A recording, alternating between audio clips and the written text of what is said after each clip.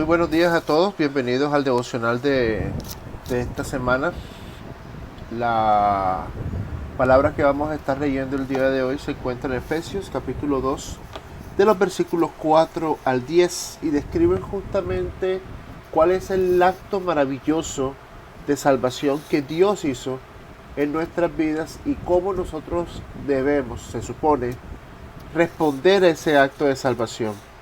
La palabra de Dios dice entonces en Efesios capítulo 2, versículos 4 al 10, pero Dios, que es rico en misericordia por su gran amor con que nos amó, aun estando nosotros muertos en pecados, nos dio vida juntamente con Cristo, por gracia sois salvos. Y juntamente con Él nos resucitó, y asimismo nos hizo sentar con Él en lugares celestiales en Cristo Jesús, para mostrar en las edades venideras las abundantes riquezas de su gracia en su bondad para con nosotros en Cristo Jesús. Porque por gracia sois salvos por medio de la fe, y esto no de vosotros, pues es don de Dios, no por obras para que nadie se gloríe. Porque somos hechura suya, creados en Cristo Jesús para buenas obras, las cuales Dios preparó de antemano para que anduviésemos en ellas. El tema de este pasaje que vamos a estar estudiando es: Dios es el artífice de nuestra salvación. Y no es cualquier artífice, sino que es el amoroso artífice de nuestra salvación. Siempre es una frase cliché, repetitiva y un poco como redundante cuando uno dice que Dios es amor. Siempre que nos dicen Dios es amor, nos imaginamos al viejito bonachón, gordito, barbón, yo dentro de unos cuantos años, abrazando a todo el mundo, abrazando a los niños, allá en los cielos con un triángulo en la cabeza, dirigiendo el mundo y las cosas como están sucediendo y llorando por lo que sucede en la humanidad. Pero yo creo que el amor de Dios va mucho más de la imagen icónica del viejito bonachón y va más en la imagen icónica de la cruz, porque ese fue el acto mayor de amor. Y eso es lo que nosotros, por haberlo escuchado tantas veces, se nos olvida y lo damos ya por hecho, lo damos por sentado. Damos por sentado de que Dios nos ama así en la cruz del Calvario. Yo quiero que usted se ponga en los zapatos de Dios. Y yo quiero que tú veas a tu hijo o a tu hija, ya sea tu primogénito o el único si lo tienes, como es el caso mío que yo tengo nada más mi hija. Yo quiero que te pongas en el lugar de Dios sacrificando a tu único hijo, por ejemplo yo a mi única hija, por gente que me ignora, por gente que me desprecia, por gente que ni siquiera cree que yo soy real y por gente que, aunque piensa que yo soy real, vive su vida como si yo no existiera. Porque Cristo Jesús no solamente murió por aquellos que le honramos, le amamos y le servimos, sino que Cristo Jesús murió aún por sus enemigos.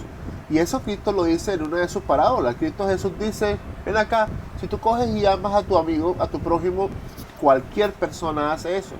Verdadero amor se muestra cuando tú buscas el bienestar de tu enemigo. Por eso dice: si tu enemigo necesita algo, ayúdale.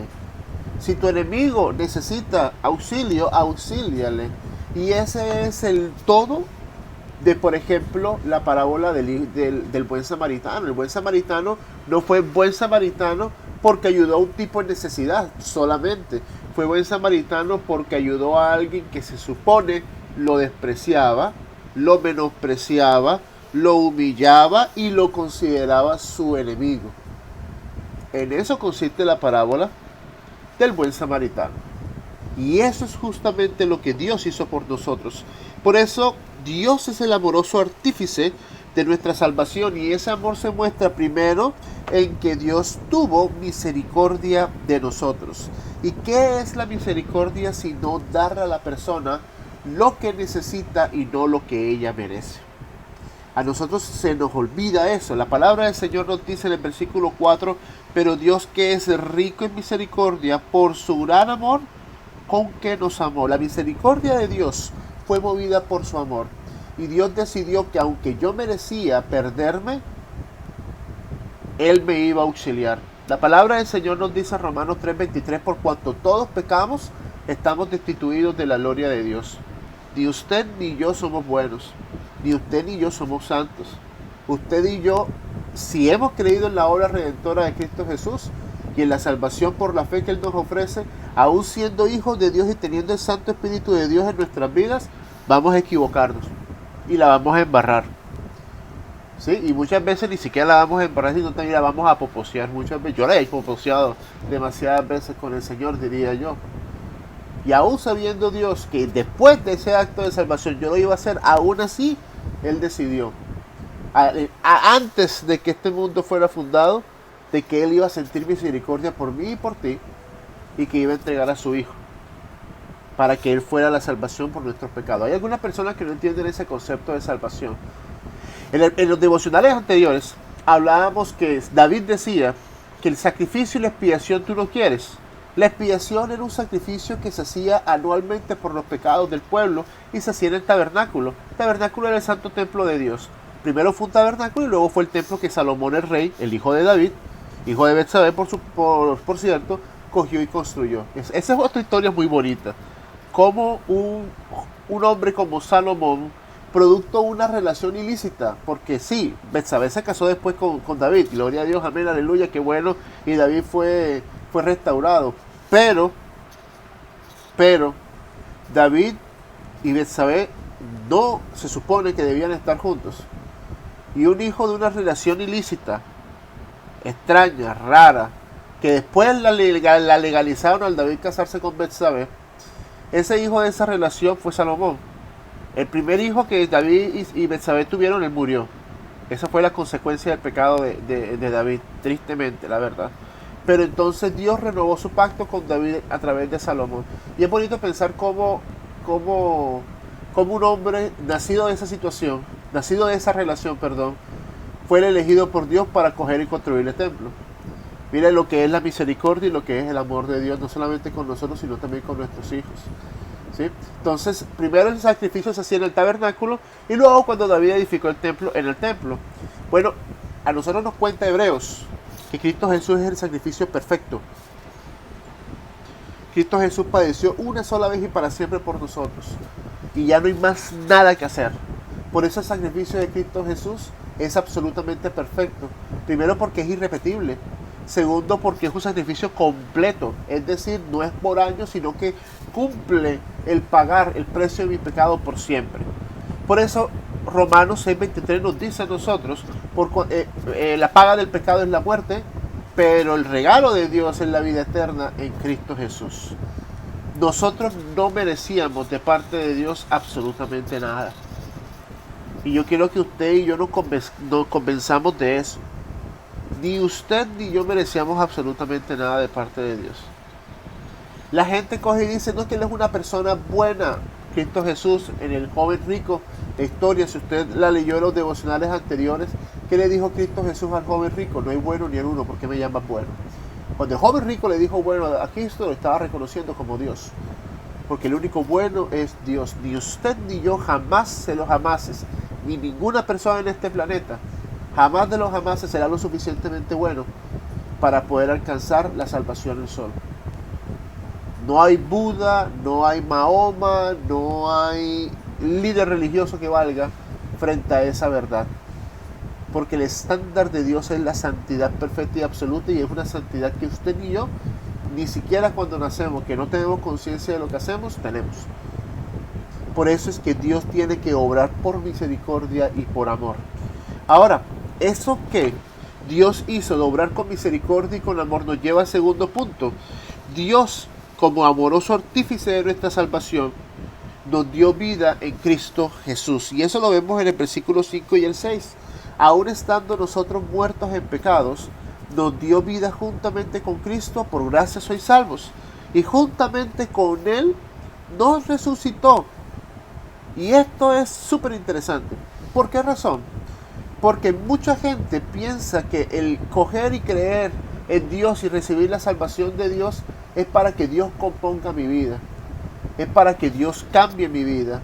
Es para que Dios me enderece mi vida. Y a veces queremos que nuestros hijos vayan a la iglesia por eso, ¿no? Es que el niño tiene problemas de conducta, vamos a llevarlo a la escuela dominical para que él mejore. O ven, vamos a empezar a ir a la iglesia, mi hijo, porque es que tú tienes una vida muy desordenada, tú eres borracho, tú eres mujeriego, o tú eres drogadicto, y entonces vamos a llevarte a la iglesia para que cambies. Yo quiero decirte algo. El ser humano no es un enfermo. No, el ser humano no es un enfermo. El ser humano no es un enfermo de COVID que tiene que hacer el examen y ver, tiene COVID, vamos a llevarlo al hospital y lo llevamos ahí en cuarentena y le damos el tratamiento y le salvamos la vida. El ser humano no está enfermo, el ser humano está muerto. Está muerto, declarado muerto. Eso es lo que dice la palabra del Señor. Nosotros estamos muertos. Por eso dice, aún estando nosotros muertos en pecado, nos dio vida juntamente con Cristo. Por gracia sois salvos. ¿Qué es la muerte? Sencillamente la separación del espíritu del cuerpo. ¿Qué es la muerte espiritual? Es la separación de nuestro espíritu, que es lo que nos da vida y nos comunica con Dios, de Dios. Nosotros estamos muertos. Nosotros no tenemos relación alguna con Dios, no tenemos vida espiritual. Por eso es que nosotros vivimos separados de Él, sin tener en cuenta lo que Él hace, tomando nuestras propias decisiones y pagando las consecuencias de ellas también.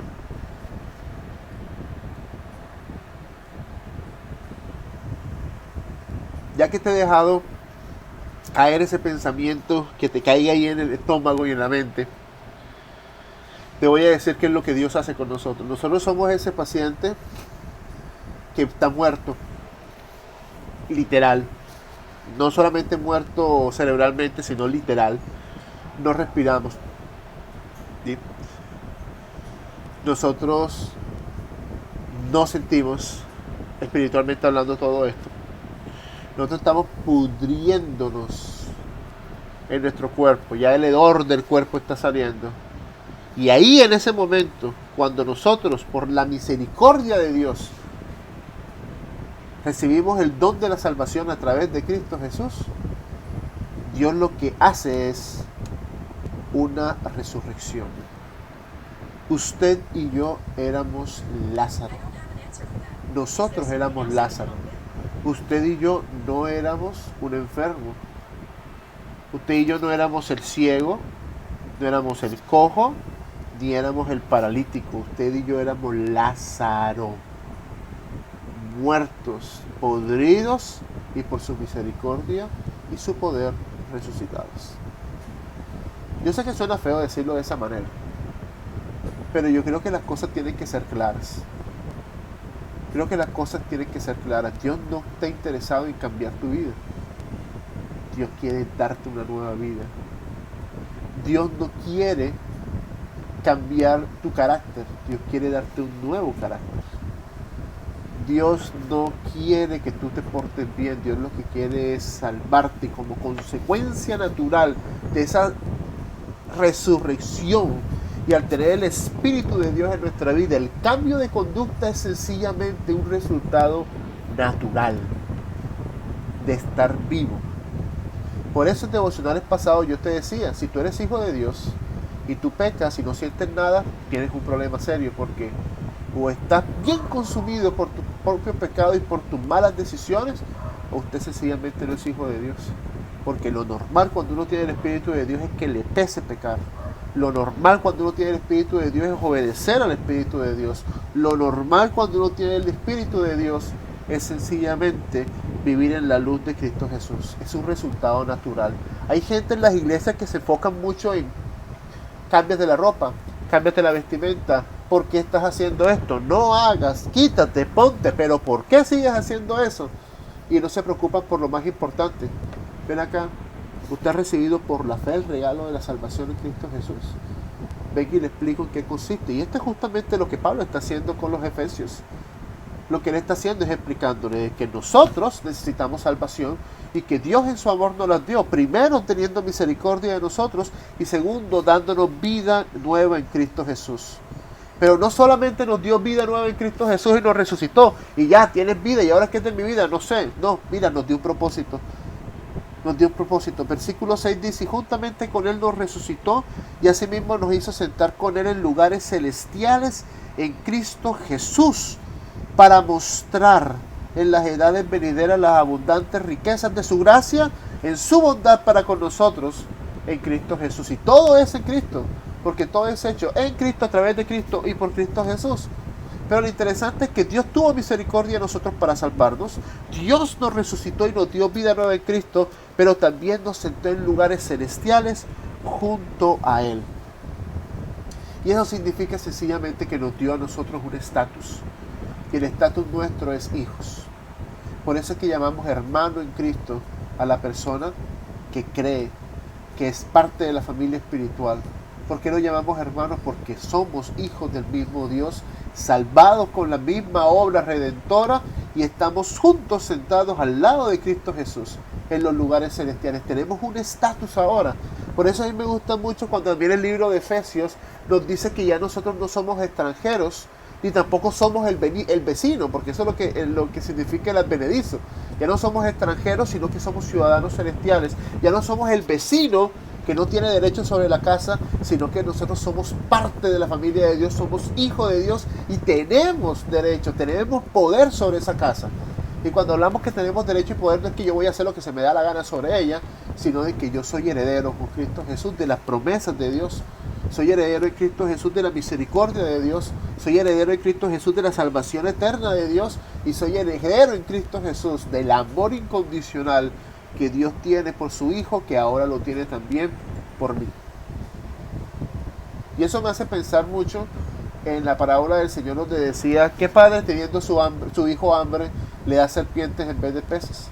¿Cuánto paga su Padre Celestial que está en los cielos no va a dar lo que ustedes necesiten? Y eso es una realidad absoluta. Dios nos da a nosotros en su amor lo que necesitamos porque somos sus hijos. Lo que necesitamos es lo que Dios nos da.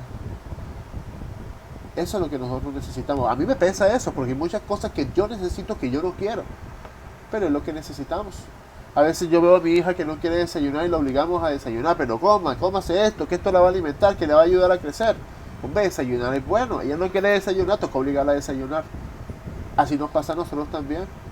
Como hijos de Dios, hay cosas en nuestra vida que tienen que moverse, que tienen que cambiar, que tienen que coordinar mi estatus espiritual con lo que yo vivo en esta vida.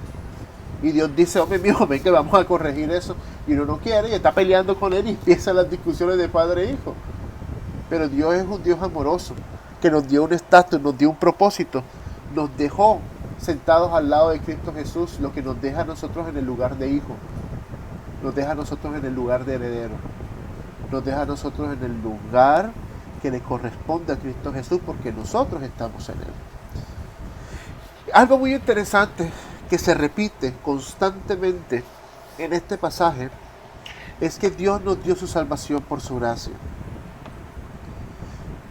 Esto para nosotros debe significar demasiado. ¿Por qué tiene que significar demasiado? Yo te voy a decir por qué. No hay nada que usted y yo podamos hacer para merecer nada de parte de Dios. Porque por gracia sois salvos por medio de la fe. Y esto no de vosotros, pues es don de Dios, no por obras, para que nadie se gloríe. Este es el momento decisivo suyo con el Señor. No importa qué tan bueno tú creas que tú eres, tú no mereces nada de parte de Dios. Tú lo estás recibiendo por su gracia y su misericordia. No importa cuántas cosas buenas tú hagas, tú no mereces nada de parte de Dios. Tú lo estás recibiendo por su gracia y su misericordia. Hacer cosas buenas es malo, no para absolutamente, no para nada. Uno tiene que hacer cosas buenas. Y vamos a tocar ese punto. Pero no hay nada que yo pueda hacer que Dios diga, ay, te voy a salvar porque tú eres bueno. No. La palabra del Señor nos dice, Romanos capítulo 3, no hay bueno ni a uno, no hay quien entienda, no hay quien busque a Dios. Todos la hemos embarrado, nos hicimos inútiles, nos extraviamos. Todos nosotros nos alejamos de Dios. Esa es una verdad que es dura. Porque hay gente que dice, pero es que yo conozco gente muy buena, que esa gente merece el cielo.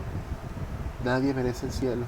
La palabra del Señor nos repite en Romanos y también en Corintios, que por cuanto el pecado entró en el mundo por un hombre y por el pecado la muerte, así la muerte pasó a todos los hombres por cuanto todos pecamos. Nosotros somos herederos de Adán. Somos herederos del pecado que él hizo. Adán la embarró y esa embarrada condenó no solamente a todo el planeta, sino a toda la raza humana. Toda la raza humana. Y hay quien me diga a mí de pronto, no, pero es que la que me embarró fue Eva. No, fue Adán. Porque el lugar de Adán como hombre era ser responsable por su familia. Y si tú lees el pasaje de Génesis capítulo 1 en el idioma original, te vas a dar cuenta que en el capítulo 1, el 2 y el 3, cuando Dios habla de Adán y de Eva, las formas que utiliza verbalmente en el hebreo y en el arameo sencillamente es el hombre al lado de su mujer. Cuando Eva comió del árbol, Adán estaba al lado de ella. Adán estaba al lado de ella, y en las versiones antiguas de la Biblia lo dice, Adán estaba al lado de ella y comió. O sea que Adán vio cuando a Eva le estaban engañando y no hizo nada. Adán vio cuando Eva agarró fruto y no hizo nada.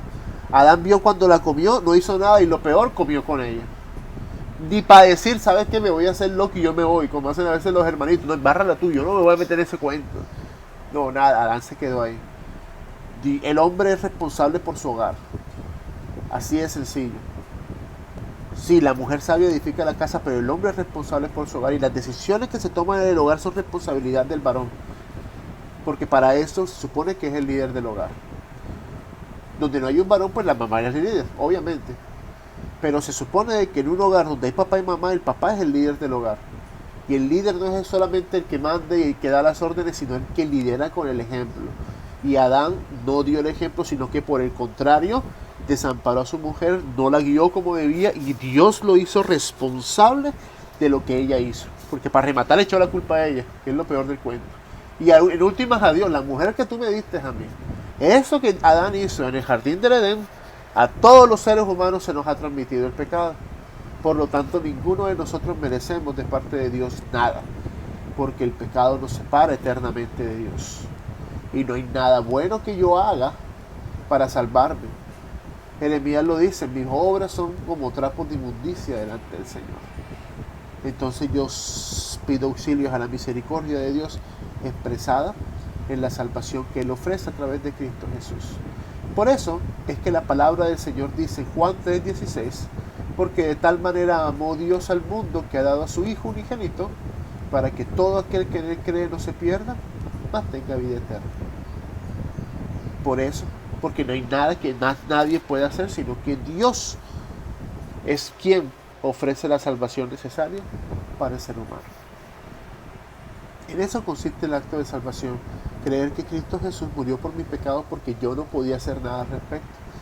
Creer que Dios le resucitó porque Él sí era santo, Él era Dios encarnado y no merecía morir por mí, y que está en los cielos dándome nueva vida a través de la fe, de creer sencillamente que Dios es mi Salvador. Eso no es un acto sobrenatural y extraño en donde yo tengo que sentir algo raro o me tiene que bajar fuego de Dios, del Espíritu Santo y entonces yo tengo que temblar, tirarme al suelo y llorar, ¿no? Es sencillamente reconocer eso. Yo soy pecador, yo necesito de Dios, no hay nada que yo pueda hacer para salvarme porque yo no puedo hacer nada. Nada de lo que yo haga va a ser aceptable. Señor, gracias por la obra de tu Hijo Jesucristo. Creo y le recibo como mi Señor y Salvador.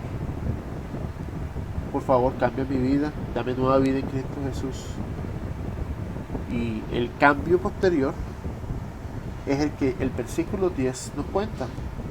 ¿Qué nos dice el versículo 10? El versículo 10 nos dice a nosotros, porque somos hechura suya, ojo, imagen suya, creados en Cristo Jesús, es decir, hechos de nuevo para buenas obras. Y ahí está el resultado natural.